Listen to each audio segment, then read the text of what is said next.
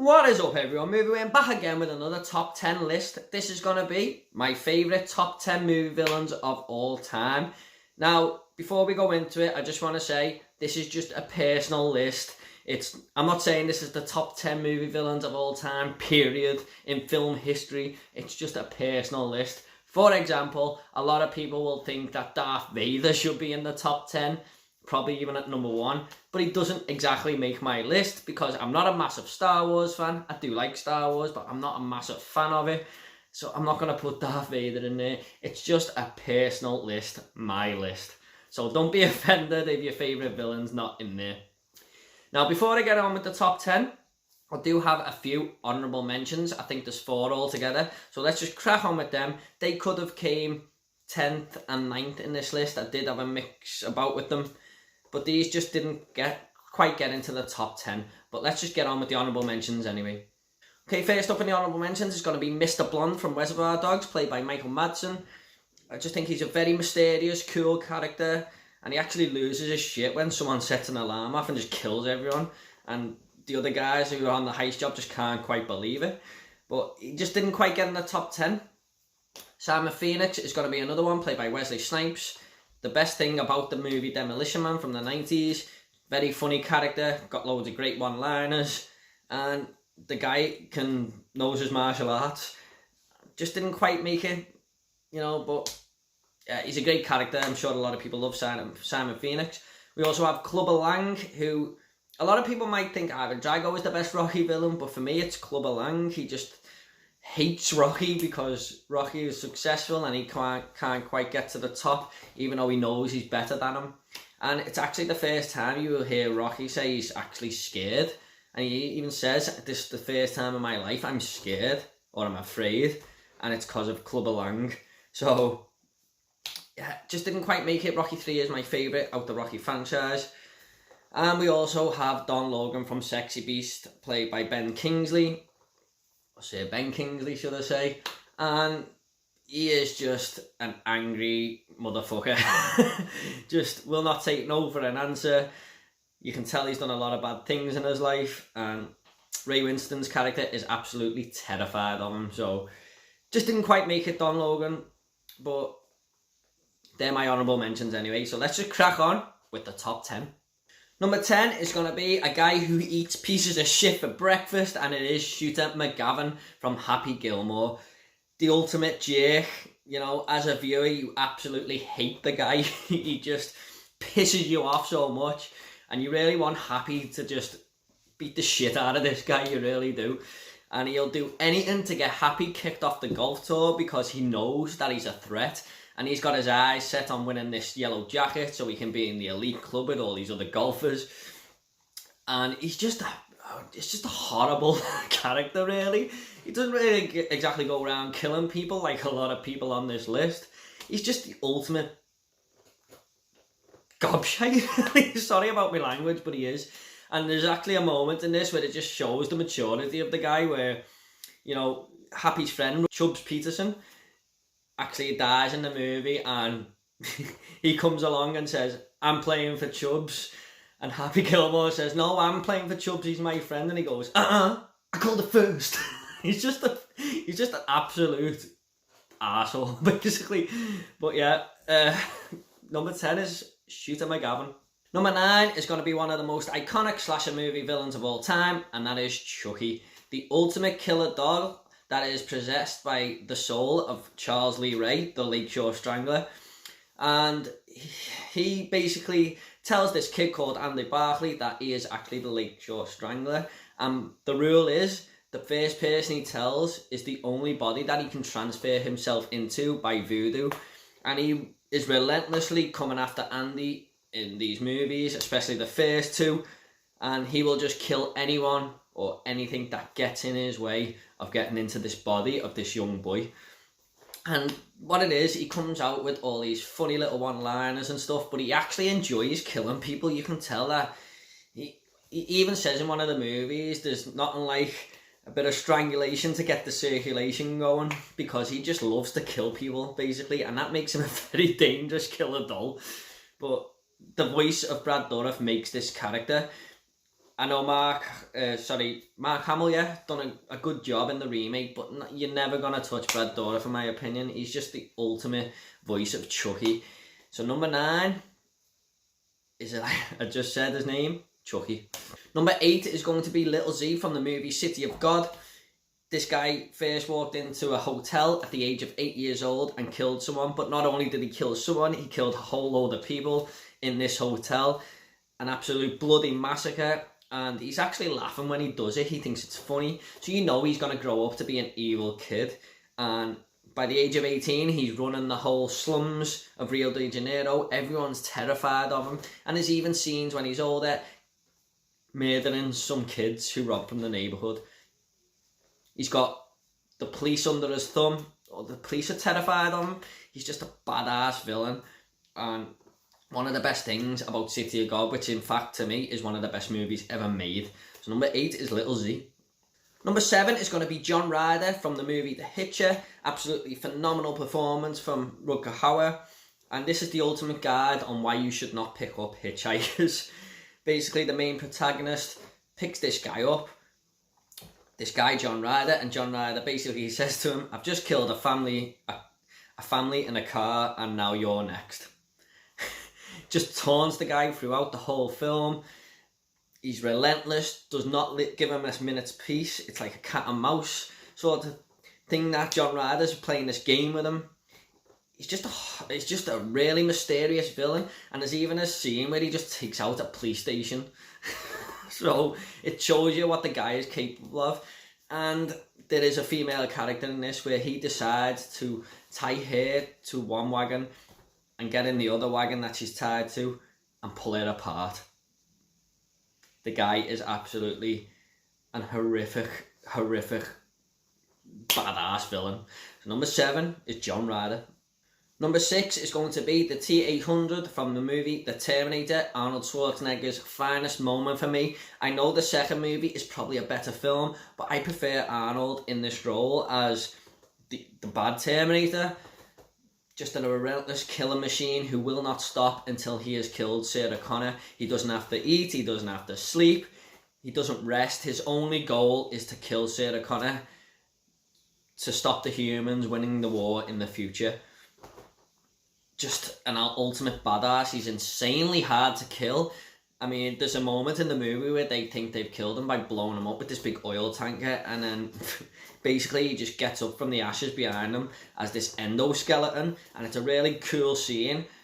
But he's just the ultimate killer machine, he really is, and it's actually quite scary at times.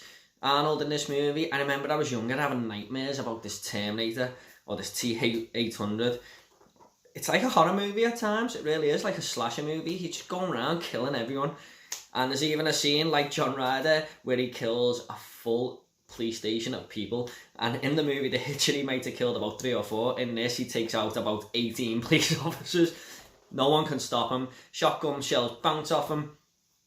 He's just immune to pain. And, you know, I would not want this guy coming after me. So number 6 is the T-800, also known as the Terminator. Number 5 is probably gonna be the most iconic slasher movie villain of all time, in my opinion, and that is Freddy Krueger. I first heard about this guy in school, all the kids talking about him, the Nightmare on Elm Street movies, and I didn't have no idea what these movies were, and I went home and asked my mum if I could watch them, and she would not let me for about 2 years. But when I finally got into the Elm Street movies, I absolutely fell in love with them, and it's mainly because of Freddy, isn't it? I mean, he just makes these movies. I mean, he starts off as a really dark villain, and he does go into the more comedic route in parts 4, 5 and 6. I do prefer him where he's at a medium, where he's funny and scary, which is mainly in part 3, but I also love him in the second one where he's really dark. Basically, you can't escape this guy because you can't stay awake forever, and he comes for you in your dreams. He's got a very unique look with the claw. No one else has got that weapon that I know of. And he's got a striped jumper, his horrible scruffy hat. You know, you can just tell Freddy a mile off, can't you? And he's always got these little one-liners that he comes out with. That's what makes most of these villains great. They've all got these little quotes that they come out with and stuff. And he's got some very memorable slasher movie kills, like pulling Johnny Depp through the bed and the bed just splurts out blood all over the place. Or, you know, the guy who he uses his veins for as a puppet, and Freddy's the puppet master just leading him to his death. Honestly, Freddy is just a great villain. He really is. And I love the Elm Street movies. But yes, number 5 is Freddy Krueger. Number 4 is going to be Tommy DeVito from the movie Goodfellas. Joe Pesci, greatest role ever in my opinion, and he's a phenomenal actor. So to say this is his greatest role just shows why he's on this list. I think he won the Oscar for Best Supporting Actor here. Fully deserved it. And basically, he's just a bully, isn't he? You know, you wouldn't go into a bar and make eye contact with the guy, but what makes him so great is how funny he is. Like, he's taunting Ray Liotta in this bar, saying, "Why do you think I'm funny?" And Ray Liotta's his best friend, but he's actually wary of him in case he doesn't know if he's joking or not. But, you know, anyone who does stand up to this guy ends up in the ground, like Spider or Billy Bats, for example. You know, Billy Bats is considered untouchable in this movie, but Joe Pesci, it just doesn't stop him. He just knifes the guy to death. So, you know, just the ultimate bad gangster, really. Number 4 is not Joe Pesci. Number 4 is Tommy DeVito. Number 3 is going to be another villain from a movie franchise I've already mentioned on here, and it's the T-1000, played by Robert Patrick. James Cameron had this massive guy playing the T-800 in Arnold Schwarzenegger, and instead of going even bigger, he went the total opposite and got this little skinny guy who just looks like a cat, really, you know, looking for its prey, you know. And it's just the ultimate upgrade, isn't he? You know, he's like Arnold. He's insanely hard to kill, and in one scene he's shot into 1,000 pieces and still comes back. And the advantage he's got on Arnold is he can actually mold these weapons from his arms, like knives and swords, and he can imitate other people. So as an audience, you don't quite know if it's them on screen, this character, or actually him intimidating this character. And the same goes for the characters in the movie. You know, some of them are tricked, like Todd. Let's not forget what happened to Todd. So, yeah, just one of the best movies ever made, with one of the best villains ever made, really. So number 3, is going to be the T-1000 from Terminator 2. Number 2 is going to be the Joker from The Dark Knight, played by Heath Ledger. And I always say this, but if it weren't for Heath's untimely death, he'd be the biggest star on the planet right now, because this is honestly one of the greatest acting performances of all time. He is that good. If I was to do a top 10 acting performances, he'd be very high on the list, because he is just fantastic in this movie. He's the ultimate enemy of Batman, of course. We know that from the comics. Everyone knows who the Joker is, and this is a really good take on the character. You know, in the movie, he just wants to bring a whole city to its knees and turn on each other. He takes, like, the mob who think they run this city, run Gotham, he takes them on, you know, and he's just not scared of anyone. He's just doing it because he wants to. He's not actually in it for the money or anything. Even though he's robbing banks and stuff, he does it for the thrill. He does it for the joy of being a criminal, you know.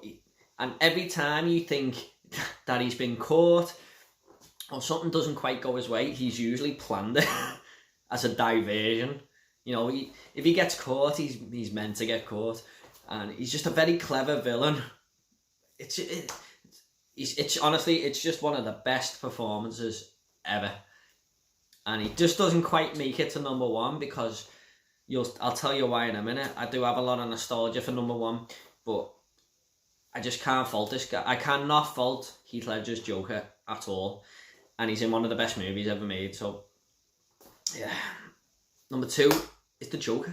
Okay, guys, here we are at number 1 finally. I looked at a lot of top villain lists on the internet before doing this, just to see if I'd missed any out, or if I think, oh yeah, that one should be on there. And no one had this in their top 100 or their top 10 or top 50. I didn't see him anywhere.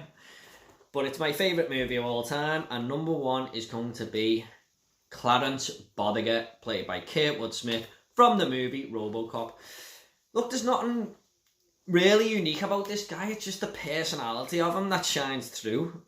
He's just a wonderful character. It's my favourite movie of all time, but it's mainly due down to this guy.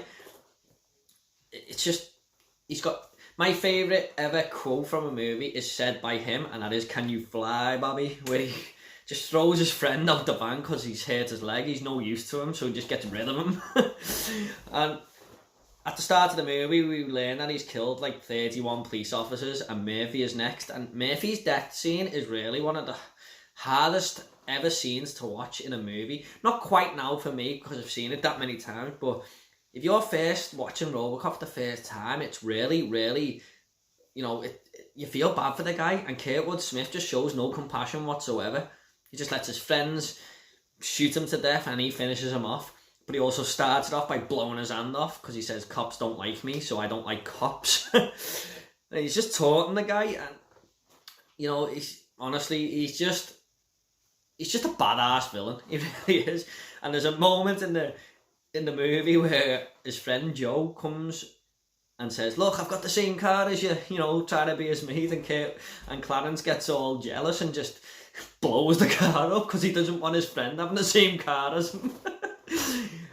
If you see RoboCop, you'll know what I mean, but it's my favourite movie of all time, and it's mainly down to Clarence. So number 1 is Clarence Boddicker. Okay guys, I hope you all enjoyed this list. If there any other top 10s you want me to do, please write it below. I'll reply to every single one of you. I've got a lot more of ideas anyway, of videos to do and stuff. So yeah, take it all easy guys, and I'll see you all in the next video.